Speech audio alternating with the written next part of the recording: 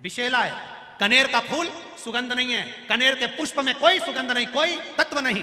पड़ा है, केतकी हंस रही है, केवड़ा हंस रहा है, चंपा हंस रहा है। दुनिया के लोग जिस पर हंसते हैं, दुनिया के लोग जिस पर उंगली उठाते हैं, दुनिया के लोग जिससे नफरत करते हैं, मेरा महादेव उससे प्रेम करता है, मेरा महादेव उसको प्यार दे दिया धक्का किसी।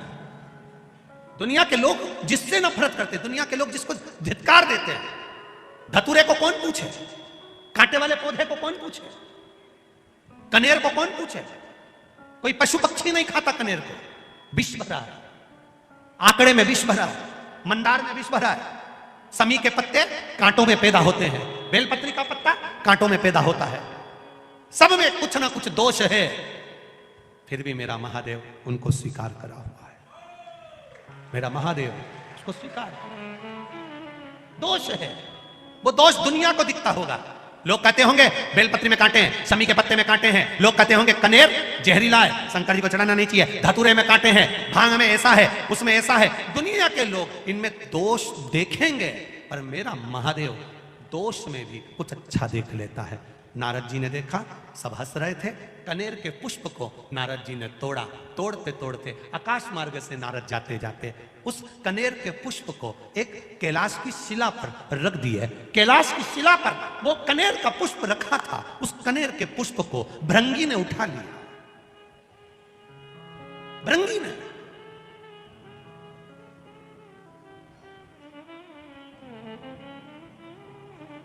और भृंगी उस कनेर के पुष्प को उठा लेता है। श्रृंगी ने देखा कि भृंगी ने कनेर का पुष्प उठाया। श्रृंगी ने आवाज लगाकर कहा, भृंगी क्या कर रहे हो? भृंगी कह रहे हैं, मैं जब महादेव से मिलकर आया था तो महादेव के आज चरणों में कोई पुष्प नहीं था, देवादिदेव महादेव के श्रृंगार में कोई पुष्प नहीं था। श्रृंगी ने कहा, यह पुष्प में सुगंध नहीं है, इसीलिए इसको कोई देवता स्वीकार नहीं करते। भृंगी ने कहा, शमशान की राख मनुष्य के कपड़े पर लग जाती है तो मुर्दा जलाकर आने के बाद नहाना पड़ता है। वो शमशान की राख महादेव पर चढ़ जाती है तो वो भी पैकेट में बंद होकर लाखों की बिक जाती है। शमशान की राख मनुष्य के कपड़े पर लग जाए तो उसको शमशान से आकर नहाना पड़ता है। वो शमशान की राख महादेव पर चढ़ जाए तो वो भस्मी बन जाती है। शरीर पर महादेव के लगने के बाद चपटी भभूत में है खजाना कुबेर का, उसकी भस्म से भी कुबेर का खजाना झड़ता है। तो ये कनेर भी कुबेर के खजाने से कम नहीं होगा, मेरा विश्वास कहता है, ये मेरा विश्वास कहता है। भृंगी ने कनेर का पुष्प उठाया, ले गया। श्रृंगी तुमदुबी बजा रहा है।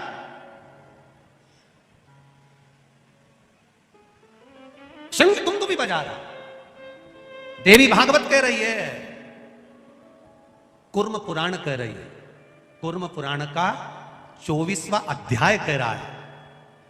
भृंगी ने पुष्प उठाया और श्रृंगी दुमदुबी बजा रहा है।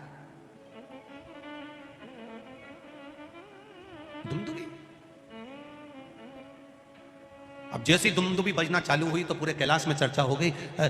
ऐसा लग रहा है कि कुछ जरूर हुआ है, इतनी दुमदुबी बज रही तो जरूर कुछ हुआ है। अब हुआ क्या है पता करो। माता पार्वती जी ने गणेश जी को भेजा, माता पार्वती जी ने कार्तिकेय को भेजा। माता पार्वती जी ने जब गणेश कार्तिकेय को भेजा तो गणेश जी महाराज ने अपनी सूंड में जल भरकर ऊपर की ओर फेंका। देवताओं को लगा जरूर कोई बात है, सारे देवता आकर खड़े हुए। हुआ क्या है, दुमदुबी अचानक क्यों बजने लगी? अपने गांव में अचानक ढोल बजने लगे तो पता तो करना पड़ेगा कि हुआ क्या है, किसके घर छोरा हुआ, किसके यहाँ शादी हुई, किसके यहाँ क्या हुआ। तो मालूम पड़े कि साहब ना तो छोरा हुआ ना शादी हुई, फिर ढोल क्यों बजे? तो क्या साहब वो मांगने वाला कोई आया है तो वो आटा मांग रिया है तो ढोल बजा रिया। तो क्या मांगने के लिए ढोल की क्या जरूरत पड़ गई? तो क्या लोगों की बेल बजाओ तो गाली दे, ढोल बजाओ तो ताली बजाओ, तो इसलिए ढोल बजा। तो इसने आखिर बात क्या है, दुमदुबी बजी तो क्यों बजी? दुमदुबी बजने का कारण क्या है? जो दुमदुबी का नाद पड़ा सारे देवता आकर खड़े हो गए। इतने में भृंगी ने एक कनेर का पुष्प मात्र कनेर का जिसमें विष भरा हुआ है, किसी काम का नहीं, जिसमें सुगंध तक नहीं है, जो कोई काम का नहीं था, उस कनेर के पुष्प को भृंगी ने देवाधिदेव महादेव के चरणों में जैसे ही रखा, पार्वती जी ने उस पुष्प को देखा, देखकर विचार करा, जो भी सुगंधित पुष्प आता था शिव जी के ऊपर चढ़ता था, भले इसमें विष भरा है, क्यों ना ये भी शिव पे चढ़े।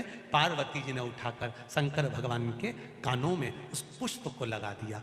कनेर का वो फूल आज भी शंकर भगवान के फोटो में, पुराने फोटो में, पुराने चित्र में शिव जी के कान में लगा हुआ। कभी कभी किसी ने दर्शन करा है किसी ने ऐसा दर्शन कि शिव जी के कान में कनेर का फूल लगा हुआ देखा होगा। तब पार्वती जी ने कानों में उस पुष्प को लगाया। देवाधिदेव महादेव नेत्र बंद कर स्मरण करते हुए देख रहे हैं। देवता खड़े होकर अपने आप को विचार कर रहे हैं कि यह पुष्प शिव जी पर कितना सुशोभित हो रहा है, यह पुष्प हमको भी मिलना चाहिए। भगवान शिव ने नेत्र खोलकर कहा, यह मुझ पर चढ़ा है, देवताओं को भी प्रिय लगा है, सभी देवताओं को कनेर का पुष्प समर्पित होगा और वो कल्याण करने वाला। जहां पर पति और पत्नी के संबंध बेकार हो जाते हैं, विवाद हो जाता है, अदालत में बात पहुंच जाती है, परिवार वालों पर दहेज का केस चालू हो जाता है, कहीं ना कहीं किसी ना किसी रूप में कार्रवाई चालू हो जाती है, पति पत्नी में वापिस प्रेम को बढ़ाया जाए। उस प्रेम को बढ़ाने के लिए शंकर भगवान का समझ लीजिए, शिवलिंग, कनेर के पुष्प की माला, काई के पुष्प की, कनेर का वो पीला जो फूल होता है, आप टीवी पर दर्शन कर रहे होंगे, कनेर के पुष्प की माला, जो ऊपर जलाधारी लगी है, जिस जलाधारी में से बूंद बूंद पानी गिरता है, ये शंकर भगवान की 5 बेटियों का स्थान है। कौन कौन सी बेटी, नाम ले, जया, विषहरा, श्यामली बारी, दौतली और 5वें नंबर की देव। ये शिव जी की 5 लड़कियां जो पानी बूंद बूंद नीचे गिरा रही है। शंकर भगवान की बेटियों के स्थान से शंकर भगवान की जो ये जलाधारी है, जलाधारी अशोक सुंदरी वाला स्थान, ये जो जलाधारी है, बेटियों के स्थान से जलाधारी तक जो कनेर के माला बनाकर स्पर्श कर कर लगा देता है, शिवरात्रि के दिन प्रदोष काल के समय पर उस पति पत्नी में कितना भी झगड़ा हो रहा हो, आपस में प्रेम बनना प्रारंभ हो जाता है। अदालत का केस धीरे धीरे समाप्त होने, अदालती कार्रवाई। यहां तक कहा गया, कनेर का पुष्प, भाई भाई में विवाद हो रहा हो, जमीन के लिए विवाद हो रहा हो, किसी प्रॉपर्टी के लिए विवाद हो रहा हो, या किसी अन्य विवाद में पड़े हुए हो, या तुम्हारे दुश्मन बढ़ रहे हो, तो भी कनेर का पुष्प शिव को समर्पित किया जाता। कनेर का पुष्प सुख प्रदान। 2 पुष्प ऐसे हैं जो भगवान शंकर को नहीं चढ़ाए जाते, एक केतकी, एक केवड़ा।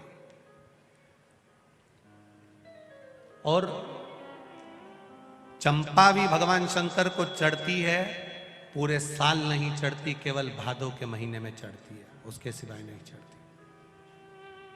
क्या कारण था? केतकी की कथा तो यहां पर शिव महापुराण में आ जाती है कि केतकी ने एक गलती कर दी थी।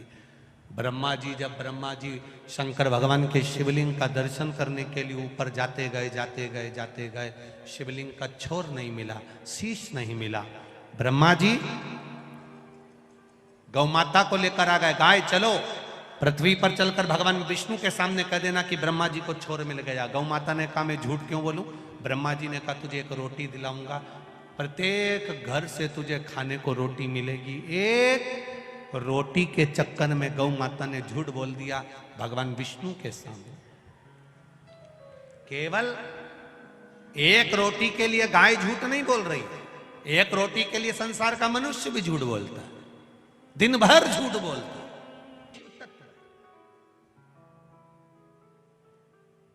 ये उघड़दानी की कथा। केतकी, तूने झूठ बोला, झूठ बोल दो, कहीं पर भी बोलोगे चलेगा, पर शिव के धाम पर नहीं, शंकर के पास नहीं, शिव महापुराण में नहीं, शंकर की चौखट पर नहीं, शंकर के द्वार पर नहीं, शिव जी के ओटले पर नहीं। पहले के समय में अदालत नहीं होती थी, पहले के समय पर अदालत नहीं होती थी, पहले के समय पर पंचायत नहीं होती थी। पहले के समय पर अगर कोई गड़बड़ करता था, उसको शंकर जी के मंदिर ले जाते थे, उठा गंगा जली और कह दे तूने ऐसा नहीं किया, केवल शंकर के मंदिर ले जाकर बिठा देते, उठा गंगा जली, तूने ऐसा करा कि नहीं करा, उठा गंगा जली, तू ये बोला कि नहीं बोला। क्यों? क्योंकि शंकर के मंदिर में अगर झूठ बोला जाता है तो जिंदगी पूरी नरक से बदतर, बुढ़ापा सड़ सड़ के निकलता है। केतकी सारे देवताओं पर चढ़ेगी, शंकर पर कभी नहीं चढ़ेगी।